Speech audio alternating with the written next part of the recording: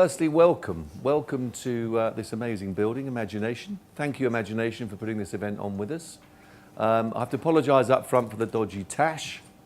And it is a dodgy tash, and I expect a lot of piss-taking from him throughout the whole event. I'm looking forward to November the 30th and it coming off.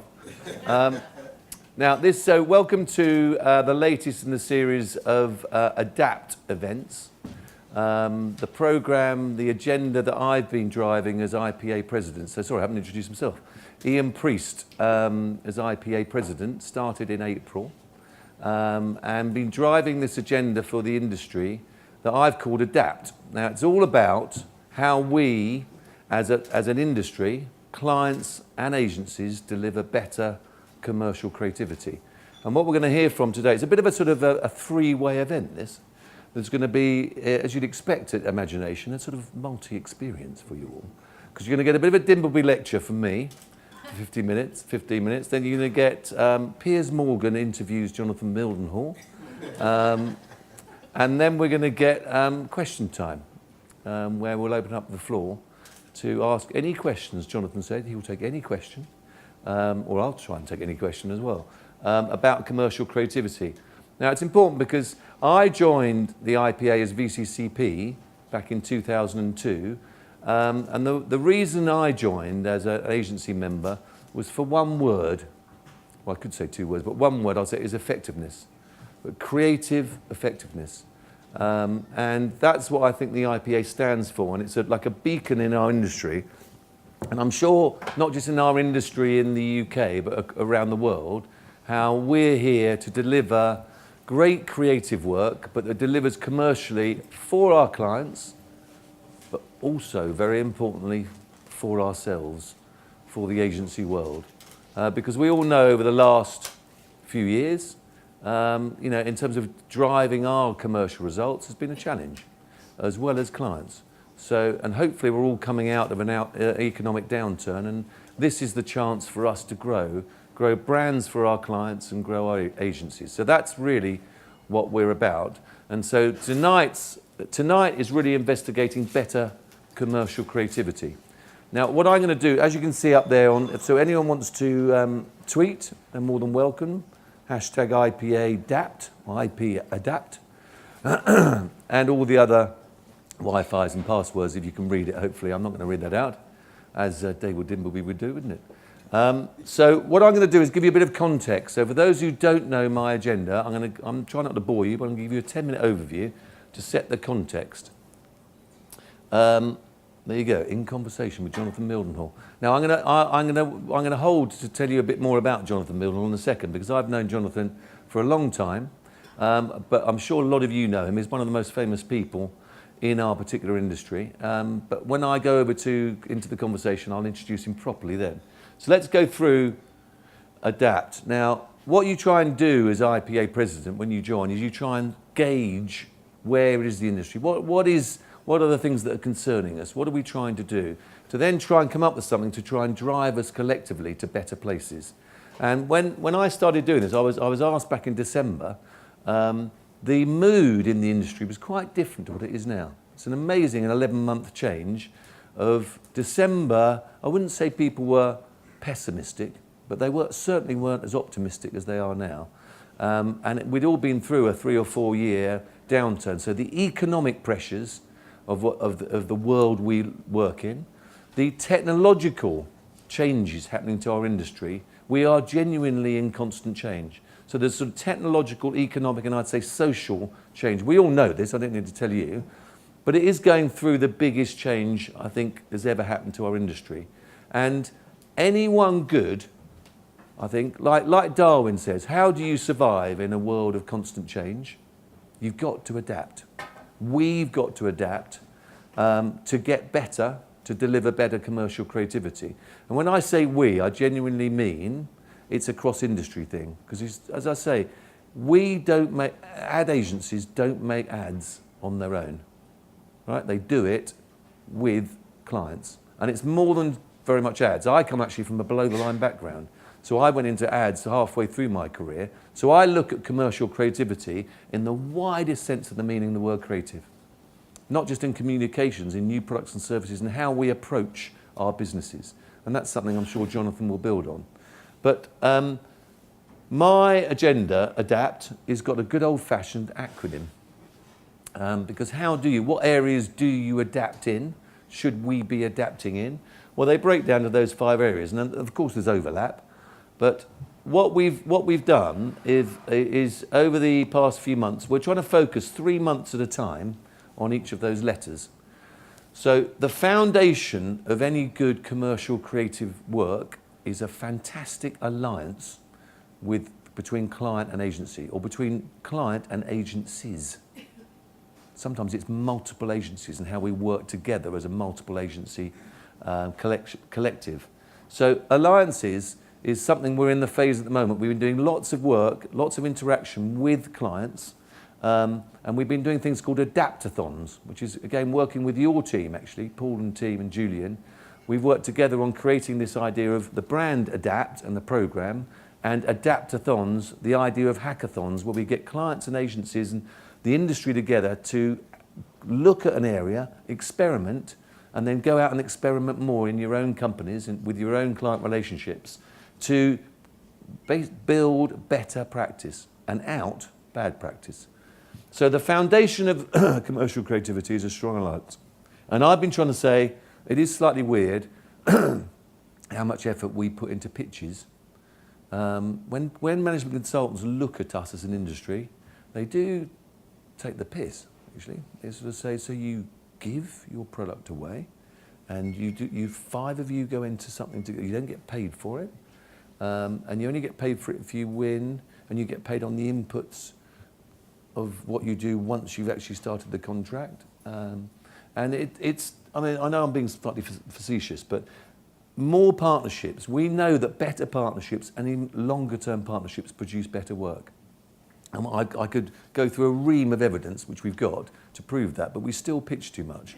So one of the things is building that strong trust and relationship between clients and agents is something we're investigating, trialing, and looking at new ways of doing it. So one new way is coming out of it is something called a relationship contract that we're trying to drive, because you have a legal contract with your client, you have probably a financial contract, but do we actually properly look at how we work together, especially in the first 100 days, once you've won a pitch? But more importantly, as you go through a 2, 3, 4, 5 year relationship. When I started in the industry in '84, the average length of relationship was 7.2 years. It's now 3 years. So, and we did a study with ISBA that said the average pitch cost for a large-ish agency, so a top 20 agency, £190,000 is the average pitch cost. That's if you costed the people's time, the opportunity cost of the people's time, mixed with the real cost of research or creative or film or whatever it may be. So that's a lot of commercial activity going into something that probably isn't going to give you the greatest return. So that's what we're trying to do, is less pitches, more partnerships. And we're going into the next phase from February. This area is more about, if that's the platform, this is about what we do. So from an ad-based industry, IPA, advertising, when I joined, advertising really meant TV, posters, press, radio, cinema, etc. More and more, we all know that advertising, to my mum, is anything, is a piece of direct mail, something on the back of a Kellogg's cornflakes, whatever, is advertising. And more that's what we represent as the IPA. And how do we diversify what we offer our clients? Because more and more the creativity that we've got can be applied to all forms of communication, but wider than that, we come up with products and services. I'll give you one example. One of my clients, EasyJet, we've been involved in creating the onboard app. The idea of making it easier for you to go through an airport to get on the plane. And that is changing brand perceptions, brand value, commercial return as much, or if not more, than an ad. Is that an ad? Is it a piece of communication? Is it a product or a service? But it's come from an agency. So that's what we're trying to do, is how do we push that more? Because we are a great creative centre for our clients, working with our clients to deliver against that commercial creativity. The third area, and this is something that I think clients Are there any clients in the room, actually, apart from Jonathan? Oh, he's on his own. The rest all... Oh, two. There you go. You're not on your own. What a lot of clients say when I've been going around talking to clients is agility. The business model for agencies, has it actually changed that much in the 30-odd years that I've been in it? We still... And don't get me wrong, I'm not trying to go from left to right, from black to white. I'm trying to go sort of shades of grey, pushing, because there'll be times where we all need to do brilliant set piece, great films.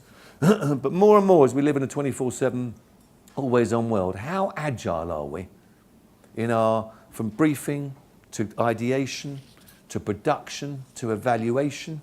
We need to be more and more real time. In how we produce our creative commerciality and how it lives and how we evaluate it. So that's the third area we're going to go into. P, I could have put hundreds of P's down here. I could have put procurement. I could have put profit. I could have put payment. But overall, it's sort of wrapped by performance. And that is something that we've always been, well, when I started, it was commission-based. And in lots of ways, I prefer commission-based, less than fee input-based, because it had some value attached to it, some outcome related to it. Like if it worked, the client rolled it for 2 years, 3 years, and you changed it, but the same campaign would go on. Didn't work. But when you're based on input or time-based, how incentivized are we to be agile?